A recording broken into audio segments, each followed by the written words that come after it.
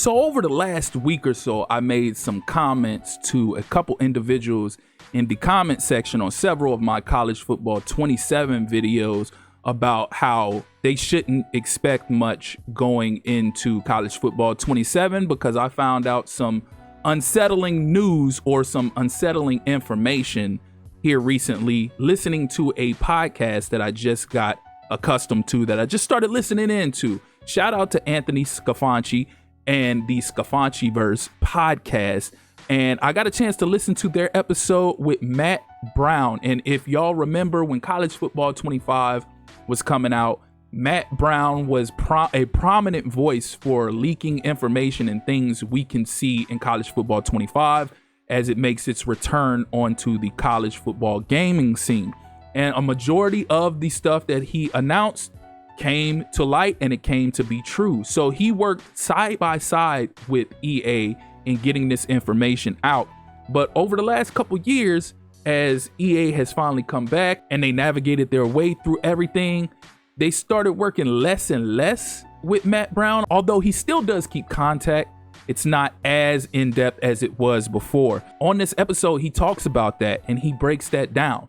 And he also breaks down what you can expect or what we should expect from EA Sports and College Football 27. And it's pretty unsettling. Now, it doesn't mean it's etched in stone. We don't know anything yet because EA hasn't even released any information yet, hasn't even released any trailers yet. But from somebody that actually worked hand in hand with them, this isn't good news. It isn't a good look. And it makes you take a step back and say, maybe we shouldn't get our hopes up, which if you've been following the videos I've been posting, I tell you, temper your expectations. I temper mine. I'm not expecting too much, especially seeing the jump from 25 to 26. But when you hear this will really make you keep your expectations extremely low. So I'm not even going to speak on it. I'm just going to play a clip from the podcast where he talks about that. And then I'll give my 2 cents at the end. So enough of this talk about actual football. Let's talk about video game football. Yeah. So, all right. So you're, pretty wired in with EA. What are you hearing now coming for EA 27 that maybe our audience isn't aware of? I'll tell you, reporting on this has gotten harder.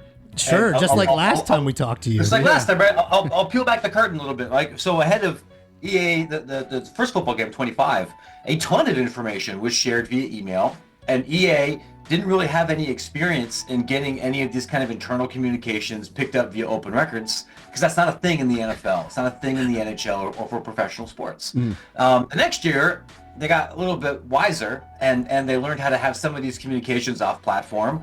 And then some things changed with me and our company and EA, and it's harder for me to get those people on the phone. The other interesting thing that we noticed was that after the second year, audiences didn't care as much. Sure, the novelty's gone. Right. Yeah, trends, because it's now it's routine. What I know a little bit more about some changes in how licensing works, but what I have been hearing on the school side, not from the developer side, but from the licensing coach and institutions on over there, you're not hearing a lot about massive changes to the game. And not just EA is in right now, but the entire video game industry, where layoffs are rampant. Sure. Big school to small school, EA is in the middle of going private and being sold to the Saudi Arabians. And you have some potential levels above the Florida studios in kind of rethinking how they want to do games. So I'm expecting some things that are going to be different. But I'm not. I would think that the jump between 26 and 27 is going to be more similar to the jump between 25 and 26, right? Just tweaks, rather than something massive, wholesale already. Okay. So yeah, just like I said, not the best news you want to hear, especially when EA has been going up against the backlash that they have been going up against from the minimal jump that they made from 25 to 26, and the community expecting and demanding way more from the company from the jump from 26 to 27 than they had from 25 to 26. To hear somebody who actually worked heavily with them early on, and it's faded over time, but still gives you an idea inside the mind of how they're working at EA and how the impact of the sale to the Saudi has impacted them directly as far as what they're going to do going forward, at least presently going from 26 to 27. It's not exciting news. It's not exciting news at all. And like I said, nothing is etched in stone. We still have to wait for EA to actually reveal information, to actually drop a trailer. But this says a lot when you look at the fact that they haven't really dropped any major leaks, haven't really dropped any information just yet.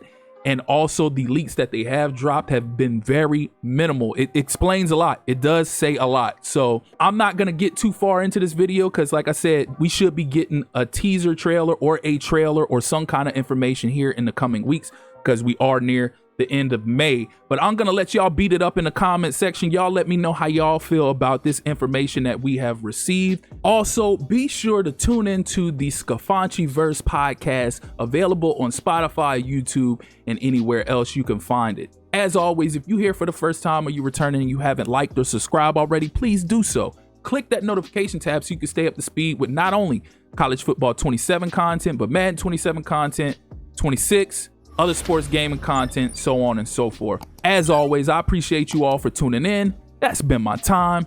Till next time. Peace.